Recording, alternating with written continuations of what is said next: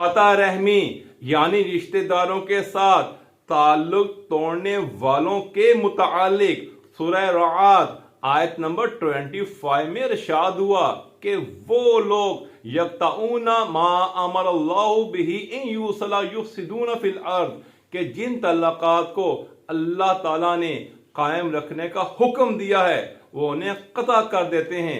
اولئک لہم اللعنۃ ولہم سوء الدار، ایسے لوگوں کے لیے لعنت ہے اور ایسے ہی لوگوں کے لیے برا گھر جہنم ہے. حدیث مبارکہ صلی اللہ علیہ وآلہ وسلم ہے لا يدخل جنت قاطع کہ قطع رحمی کرنے والا یعنی رشتہ داروں کے ساتھ تعلق توڑنے والا جنت میں داخل نہ ہوگا. رسول اللہ صلی اللہ علیہ وآلہ وسلم نے فرمایا ما من ذنب اجدر من ان يعجل اللہ تعالی لصاحبہ العقوبۃ فی الدنیا مع ما یؤخر اللہ فی الآخرۃ من قطع الرحم کہ قطع رحمی یعنی رشتہ داروں کے ساتھ تعلق توڑنا ایک ایسا گناہ ہے جو اپنے مرتکب کے لیے دنیا میں بہت جلد عذاب کا موجب بنتا ہے اور ساتھ ہی آخرت میں ان پر عذاب بھی ہوگا. پھر آپ نے فرمایا کہ جس گھر کے دروازے رشتہ داروں کے لیے بند ہوں وہاں رزق کی کمی اور بے برکتی کو کوئی نہیں روک سکتا. رسول اکرم صلی اللہ علیہ وآلہ وسلم تو غیروں کو اپنا بنانے کے لیے آئے تھے اور ہم نے اپنوں کو غیر بنا دیا. حضرت علی کرم اللہ وجہ نے فرمایا حلول النکامی فی قطیعۃ الرحم، مصائب قطع رحمی یعنی رشتہ داروں کے ساتھ تعلق توڑنے سے نازل ہوتے ہیں.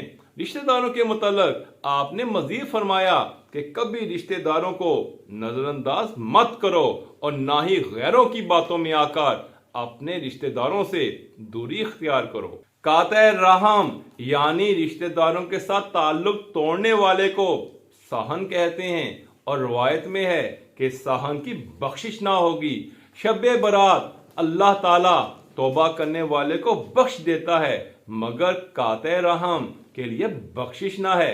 امام سجاد علیہ السلام نے فرمایا کہ جو شخص قطع رحمی کرتا ہے اس کے پاس بیٹھنے سے پرہیز کرو کیونکہ قرآن پاک میں اس پر لعنت کی گئی ہے. امام باقر علیہ السلام نے فرمایا قطع رحمی سے گھر ویران ہوتے ہیں. امام صادق علیہ السلام نے فرمایا اتقوا الحلقۃ، جڑ سے کاٹ دینے والی مصیبت سے بچو.